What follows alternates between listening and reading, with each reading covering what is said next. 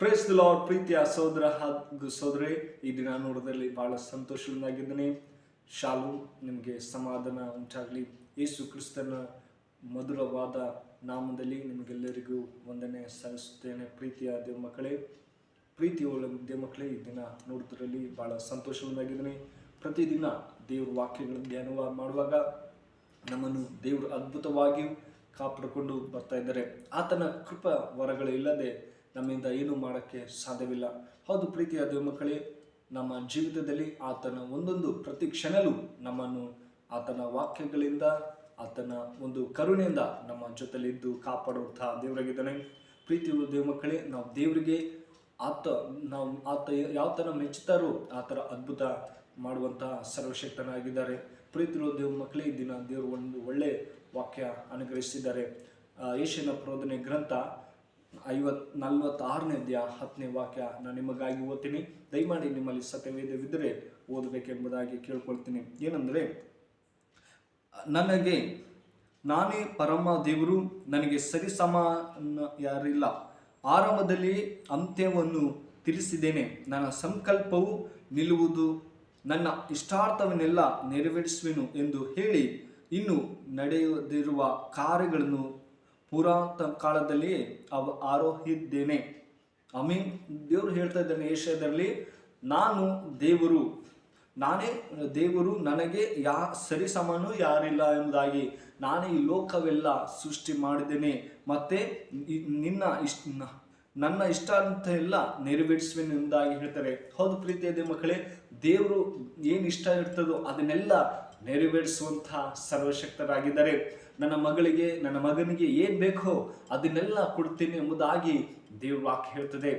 ಅದೇ ಥರ ನಮಗೇನೇ ಸಮಸ್ಯೆ ಇರ್ಬೋದು, ನಾವು ರೋಗದಲ್ಲಿ ಬಲಹೀನರಲ್ಲಿ ಆಗಿರ್ಬೋದು, ಆದರೆ ದೇವ್ರು ಹೇಳ್ತಾನೆ, ನಾನು ಇಷ್ಟ ಆದಂತೆ ನಾನು ನಿಮ್ಮನ್ನು ನೆರವೇರಿಸುತ್ತೇನೆ ಎಂಬುದಾಗಿ ಹೇಳ್ತಾರೆ.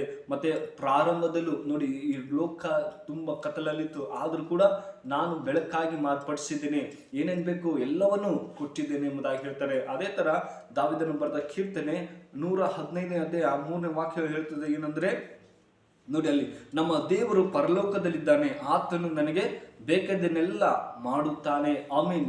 ದಾವೀದನು ಹೇಳ್ತಾನೆ, ದೇವರೇ ನೀನು ಪರಲೋಕದಲ್ಲಿ ಇದೆಯಾ, ನೀನು ಬೇಕಾದನ್ನೆಲ್ಲ ನಮಗೆ ಮಾಡ್ತೀಯ ಎಂಬುದಾಗಿ. ಹೌದು ಪ್ರೀತಿಯ ದೇವ ಮಕ್ಕಳೇ, ನಾವು ಯಾವುದಕ್ಕಾಗಿ ನಾವು ಚಿಂತೆ ಮಾಡದೆ, ದೇವರೇ ನೀನು ಪರಲೋಕದಿಂದ ನಮಗೆಲ್ಲವನ್ನು ಮಾಡುತ್ತಾ ಇರ್ತೀಯ ಅದ್ಭುತಗಳು ಎಂಬುದಾಗಿ ನಾವು ನೋಡ್ಬೋದು. ಅದೇ ಥರ ದಾವೀದನು ಬರೆದ ಕೀರ್ತನೆ 135ನೇ ಅಧ್ಯಾಯ 6ನೇ ವಾಕ್ಯದಲ್ಲಿ ನೋಡ್ತೇವೆ ಪ್ರಿಯರೇ. ಅಲ್ಲಿ ಏನು ಹೇಳ್ತದೆ ಅಂದರೆ, ನಮ್ಮ ಸಂಗಡ ಇರುವಂಥ ದೇವರು ನೋಡಿ, 35ನೇ ಅಧ್ಯಾಯ 6ನೇ ವಾಕ್ಯ ಹೇಳ್ತಾರೆ, ಯೆಹೋವನು ಭೂಮಿಯಲ್ಲಿಯೂ ಆಕಾಶದಲ್ಲಿಯೂ ಸಮುದ್ರಗಳಲ್ಲಿಯೂ ಬೇರೆ ಎಲ್ಲ ಜಲರಾಶಿಗಳಲ್ಲಿಯೂ ತನಗೆ ಬೇಕಾದದನ್ನು ಮಾಡುತ್ತಾನೆ. ಹೌದು ಪ್ರೀತಿಯ ದೇವ ಮಕ್ಕಳೇ, ದೇವರು ಭೂಮಿ ಮತ್ತು ಜಲರಾಶಿಗಳನ್ನು ಎಲ್ಲವನ್ನು ತನಗೆ ಬೇಕಾದದನ್ನು ಮಾಡುತ್ತಾನೆ. ದೇವ್ರು ನಮಗೇನೇನು ಬೇಕೋ ಅದನ್ನೆಲ್ಲ ಕೊಡುವಂಥ ದೇವರಾಗಿದ್ದಾನೆ. ನನ್ನ ಮಕ್ಕಳಿಗೆ ಏನೇನು ಬೇಕು ಅದನ್ನೆಲ್ಲ ಒದಗಿಸುವಂಥ ಸರ್ವಶಕ್ತರಾಗಿದ್ದಾರೆ.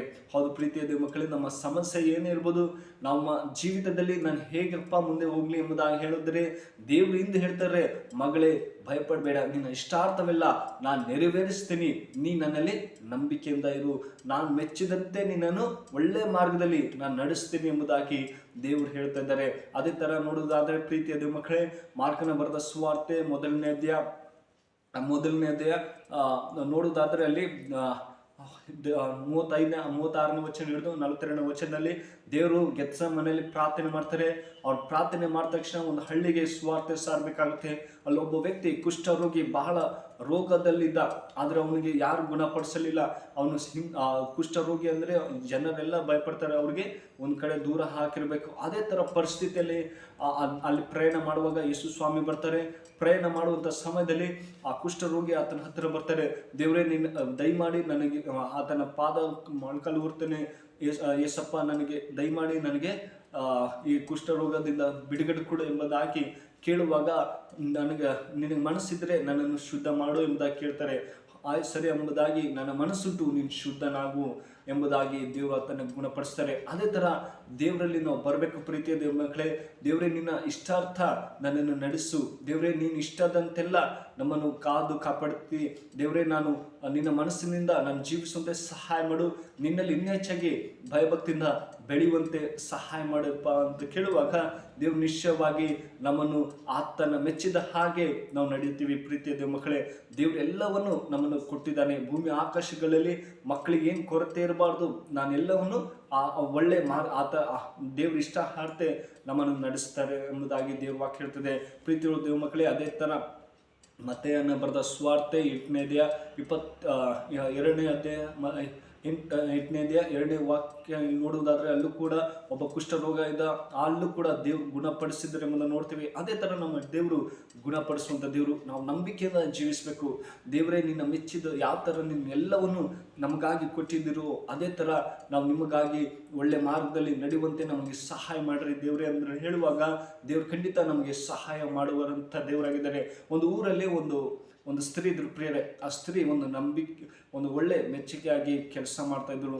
ಅವಳಿಗೆ ಆಫೀಸಲ್ಲಿ ತುಂಬ ನಂಬಿಕೆಸ್ತಿಲ್ಲ ಕೆಲಸ ಮಾಡುವಾಗ ಅವ್ರು ಯಾರೋ ಹೀಗೆ ನೋಡುವಾಗ ಇವಳು ತುಂಬ ಆಫೀಸಲ್ಲಿ ತುಂಬ ಕೆಲಸ ಮಾಡ್ತಾಳೆ, ಇವಳು ಎಲ್ಲರಿಗೂ ಇಷ್ಟಪಡ್ತಾ ಇದ್ದಾರೆ ಎಂಬುದಾಗಿ ಕೋಪದಿಂದ ಇನ್ನೊಬ್ಬರಿಗೆ ಆಫೀಸರ್ಗೆ ಹೇಳ್ತಾರೆ, ಈ ಥರ ಈ ಹುಡುಗಿ ಸರಿ ಮಾಡ್ತಾಯಿಲ್ಲ ಎಂಬುದಾಗಿ ಸುಳ್ಳು ಹೇಳಿ ಅಪರಾಧ ಹೊಳಿಸಿ, ಅಯ್ಯೋ ದೇವರೇ ನಾನು ಏನು ಮಾಡಲಿಲ್ಲ, ಆದರೂ ಕೂಡ ನನಗೆ ಯಾಕೆ ಈ ಥರ ಹಿಂಸೆ ಮಾಡಿದ್ದಾರೆ, ನನಗೆ ಯಾಕೆ ಈ ಥರ ಮೋಸ ಮಾಡ್ತಾ ಇದ್ದಾರೆ ನನ್ನ ಸ್ನೇಹಿತರು ಎಂಬುದಾಗಿ ದೇವರನ್ನ ಕೇಳುವಾಗ ದೇವರು ಅವ್ರಿಗೆ ಹೇಳ್ತಾರೆ, ಭಯಪಡಬೇಡ, ನಾನು ನಿನ್ನ ಸಂಗಡ ಇದ್ದೆ.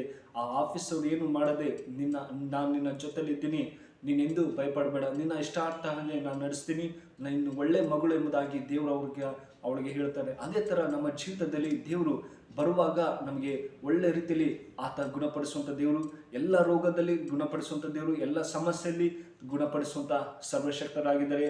ಹೌದು ಪ್ರೀತಿಯ ದೇವ ಮಕ್ಕಳೇ, ಆತನಲ್ಲಿ ನಾವು ನಂಬಿಕೆಯಿಂದ ಜೀವಿಸುವಾಗ ದೇವರು ನಿಮ್ಮನ್ನು ಆಶೀರ್ವದಿಸ್ತಾನೆ. ಪ್ರೀತಿಯ ದೇವ ಮಕ್ಕಳೇ, ಈ ವಾಕ್ಯ ನಿಮ್ಮ ಜೀವಿತದಲ್ಲಿ ಈ ದಿನದಲ್ಲಿ ಒಳ್ಳೆ ರೀತಿಯಲ್ಲಿ ನಡೆಸಲಿ. ಏನೇ ಸಮಸ್ಯೆ ಇದ್ದರೂ ಆತನ ಮೆಚ್ಚಿದಂತೆ ನೀವು ನಡೀರಿ. ದೇವರು ಖಂಡಿತವಾಗಿ ನಿಮ್ಮನ್ನು ಆಶೀರ್ವದಿಸಿ ಕಾಪಾಡ್ತಾನೆ. ದೇವರು ಎಲ್ಲ ಬಲಹೀನಲ್ಲಿ ಇರುವಾಗಲೂ ಪ್ರತಿದಿನ ನಿಮ್ಮ ಜೊತೆಲಿ ಇರುವಂತಹ ಸರ್ವಶಕ್ತನಾಗಿದ್ದಾನೆ. ದೇವ್ರ ಈ ವಾಕ್ಯ ನಿಮ್ಮ ಜೀವಿತದಲ್ಲಿ ಆಶೀರ್ವದಿಸಿ ಕಾಪಾಡಲಿ. May God bless you. ಪ್ರಾರ್ಥನೆ ಮಾಡೋಣ. ಪರಿಶುದ್ಧನೇ ಪ್ರೀತಿಯುಳ್ಳ ದೇವರೇ, ಸ್ವಾಮಿ ಒಳ್ಳೆ ಸಮಯಕ್ಕಾಗಿ ಸ್ತೋತ್ರ.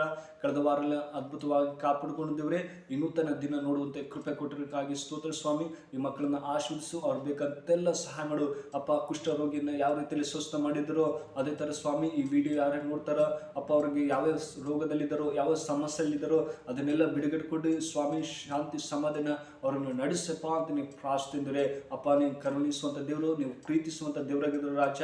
ಈ ಚಿಕ್ಕ ಪ್ರಾರ್ಥನೆ ಕೇಳೋದಕ್ಕಾಗಿ ಸ್ತೋತ್ರ. ಈ ಬೆಳಗಿನ ಜಾವದಲ್ಲಿ ಅವರನ್ನು ಆಶೀರ್ವದಿಸಿ ಅಪ್ಪ, ನಿನ್ನ ವಾಕ್ಯದಂತೆ ಅವರು ನಡೆಸುವ ಇಷ್ಟಾರ್ಥಗಳನ್ನೆಲ್ಲ ನೀವು ನೆರವೇರಿಸಪ್ಪ ಅಂತ ನೀವು ಪ್ರಾರ್ಥಿಸಿದರೆ ಪ್ರೀತಿ ಇರೋದ್ರಿಂದ ಈ ಚಿಕ್ಕ ಪ್ರಾರ್ಥನೆ ಕೇಳಿದಂತೆ ಯೇಸು ಕ್ರಿಸ್ತನಲ್ಲಿ ಬೇಡುತ್ತೇನೆ ಜೀವ ತಂದೆ. Amen. May God bless you.